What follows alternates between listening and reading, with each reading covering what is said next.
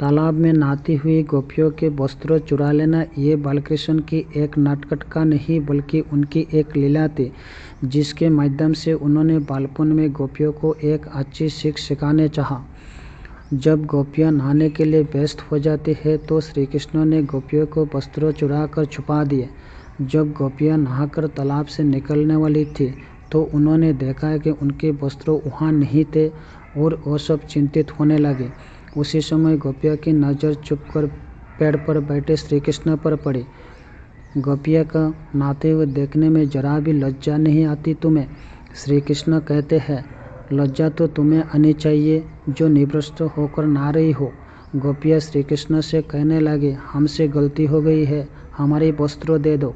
पहले तो श्री कृष्ण मना कर देते हैं, किंतु उनके बार बार अनुरोध करने पर, हाथ जोड़ने पर श्री कृष्ण बता देते हैं कि वस्त्र इस वृक्ष पर है, पानी से निकल कर आओ और इन्हें ले जाओ। गोपियाँ कहती है कि हम जल से बाहर नहीं आ सकते, हम निवृत्त हैं। तब श्री कृष्ण कहते हैं कि जब तुम्हें तालाब में स्नान करने गई तभी निवृत्त थी, अभी बाहर आने में शर्म क्यों आ रही है?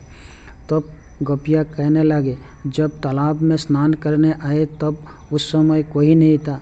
ये सुनकर श्री कृष्ण कहते हैं कि तुमने ये कैसे सोच लिया कि वहाँ पर कोई नहीं था, क्योंकि मैं तो हर पल हर जगह मौजूद होता हूँ और उस समय मेरे अलावा आसमान में उड़ते हुए पक्षियाँ और अन्य पशुओं ने भी तुम्हें निवृत्त देखा है, जल के प्राणियों ने भी तुम्हें निवृत्त देखा है।